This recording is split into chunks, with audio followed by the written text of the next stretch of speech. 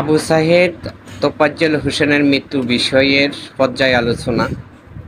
এক একজনে এক একভাবে করে যাচ্ছে, যার মনে যেভাবে লয়, আবার যে যেমন ভাবতেছে, চিন্তা করতেছে। আসলে সকল ভাবনার ভিতরে দিয়ে রয়েছে ভালোবাসা।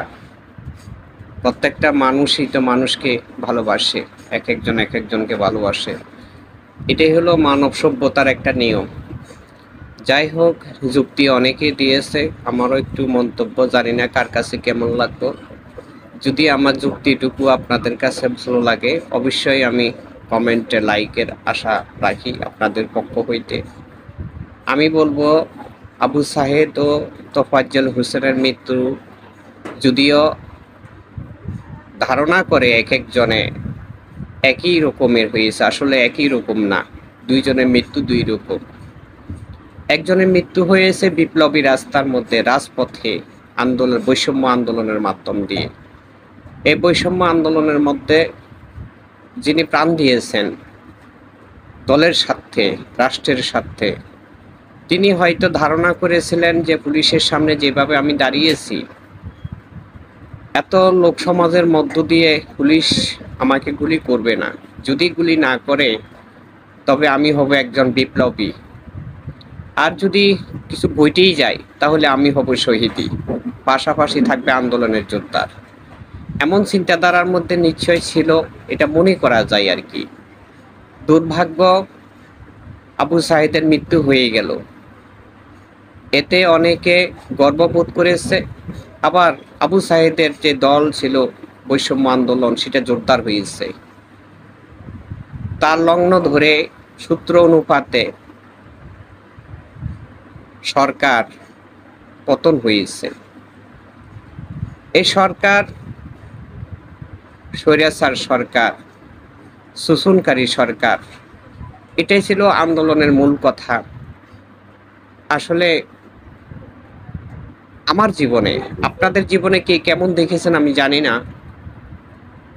সেই বিএনপির পরে জাতীয় পার্টির পরে বিএনপি, বিএনপির পরে আওয়ামী লীগ, আওয়ামী লীগের পরে বিএনপি, বিএনপির পরে আবার বৈষম্য, এভাবে বারে বারে আসছে। কখনো ক্ষমতাশীল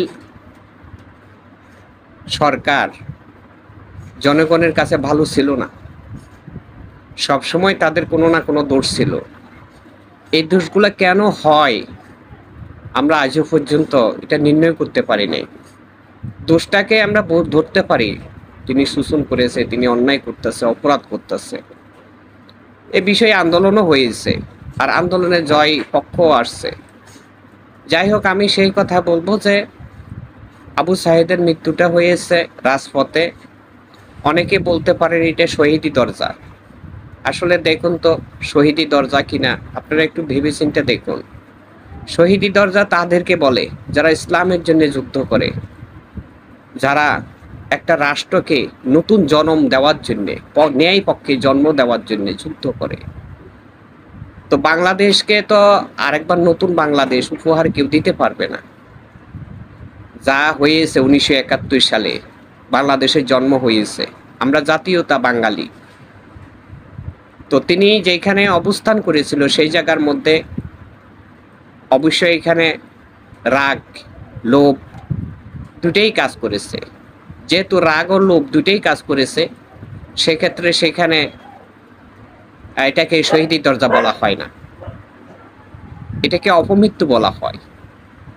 মৃত্যুর মধ্যে দুই তিন রকমের আছে। একটা হচ্ছে শহীদি মৃত্যু, সহি মৃত্যু, জহি মৃত্যু। যার ভাগ্যে আল্লাহ যেমন নসিব করেছে। তো অনেক সময় মধ্যে আমরা আল্লাহকে দোষারোপ করি, আল্লাহ করেছেন এটা। ইচ্ছা করি কেউ যদি মৃত্যুটাকে কাছে নিয়ে আসে, সাবধান সতর্ক থাকাই তো মানুষের কাজ। তাতে আল্লাহরে দোষারোপ করা যাবে, কারণ আল্লাহ তো সকল অবস্থার মধ্যে থাকেন এবং যাই কিছু ঘটে আল্লাহর ইচ্ছাই ঘটে। কখনো কখনো মানুষের ইচ্ছাইও ঘটে যায়। আমি ইচ্ছা যদি করি ভালো একটা কাজ করতে, সেইটি কাজের মধ্যে আল্লাহ সাহায্য করবেন। আর আমি যদি ইচ্ছা করি নরমালিং বা অপকর্ম, আল্লাহর বিপক্ষ, রাসূলের বিপক্ষ, আদর্শের বিপক্ষে কোনো কাজ করতে, সেইখানেও আল্লাহ থাকবেন। তো এই জন্য আল্লাহ তো সব ক্ষেত্রে আছেন ও থাকবেন। আলোচনাটার কথাটার অংশ হলো এইখানে তোফাজ্জলের মৃত্যুর রহস্য।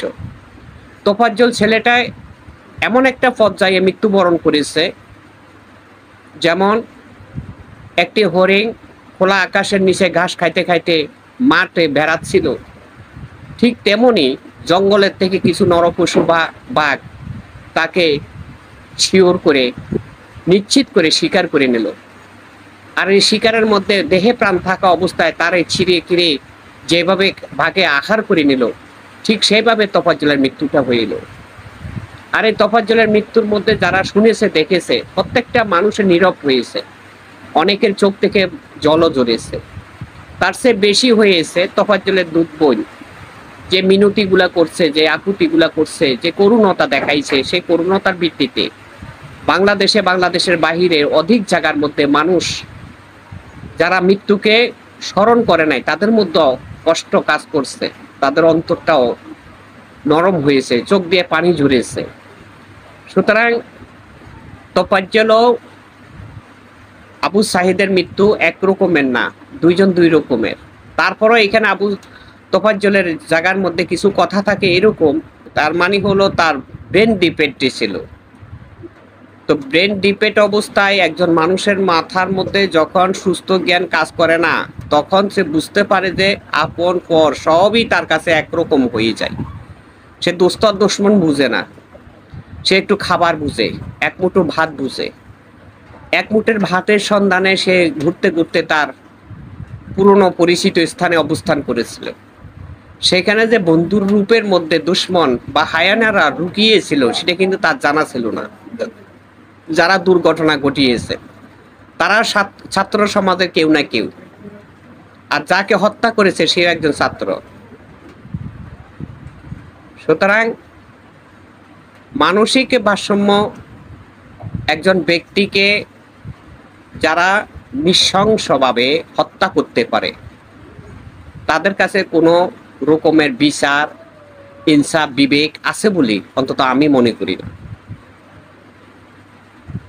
তোফাজ্জল হোসেনের মৃত্যুতে সারা বাংলা ও বাংলার বাহিরে মানুষ করুণ করেছে এবং তার জন্য দোয়া করেছে। লক্ষ কোটি সারা পৃথিবীর মানুষ যেমন তার জন্য দোয়া করেছে, ঠিক তেমনি তিনি আল্লাহর শান্তিময় জগৎ লাভ করেছেন। আল্লাহ তাহাকে জান্নাত নসিব করুক এই কামনা করি। সুতরাং সব কথার মূল কথা হলো আবু সাহেদ ও তোফাজ্জল হোসেনের মৃত্যু এক নয়, দুইজনের মৃত্যু দুই। একজন মানসিক ভারসাম্য অবস্থাতে মৃত্যুবরণ করেছে, আর একজন রাজপথে মৃত্যুবরণ করেছে। যিনি মানসিক ভারসাম্য মৃত্যুবরণ করেছে তিনার অবস্থাটা ঠিক এইরকম, একটা নারী জন্মের পরে সময় অতিক্রম করে স্বামীর ঘরে অবস্থান করে, সে স্বামী ব্যতীত আর কেউ পৃথিবীতে আপন থাকে না। সে অবলা নারীর মাথার উপরে আল্লাহর রহমতি হাত থাকে। আল্লাহ ও তার গার্জিয়ান, বাহিক গার্জিয়ান তার স্বামী, এছাড়া কেউ থাকে না। যখন ওই নারীর উপরে কোনো নির্যাতন ভালোবাসার বিপরীতে অত্যাচার করা হয় তখন আল্লাহর অন্তরে কষ্ট পায়, আল্লাহর আরশ কেঁপে উঠে। ঠিক তেমনি তোফাজ্জলের মৃত্যুটা ঘটেছিল বা ঘটেছে। যারা এই মৃত্যুর সাথে সংযুক্ত হয়েছে বা মৃত্যুর ঘটনা ঘটাইয়াছে তারা দুনিয়াতে তো বিচার পাবেই আমি নিশ্চিত, এবং আখিরাতেও তারা শান্তি পাবে না। আমি একটা কথা বলবো, ইসলাম বাহিক অংশে নয়, ইসলাম হলো যার যার অন্তরে। আমি যদি আমার অন্তর থেকে রিপু দমন করতে পারি, আমার অন্তরে আমি শান্তি প্রতিষ্ঠিত করতে পারি, তবে আমার জগৎ শান্তির মধ্যে ফিরে আসবে। আর যদি আমি আমার অন্তরের মধ্যে লোভ লালসা হিংসা বিদ্রোহ গৈরব অহংকার পোষণ করি, তবে আমি কোনোদিন শান্তির জগৎ দেখব না, শান্তির জগতে বসত করতেও পারবো না। এই জন্য প্রত্যেকটা মানুষের প্রয়োজন আগে নিজের মধ্যে শান্তি প্রতিষ্ঠিত করা, নিজের দুশমন হইতে নিজের দেহের দুশমনগুলো বিতরিত করা। আল্লাহ দয়া করুক সকলের উপরে, সকলের উপরে শান্তি রহমত বর্ষিত হোক। সকলের প্রতি সালাম। আসসালামু আলাইকুম রহমতুল্লাহ।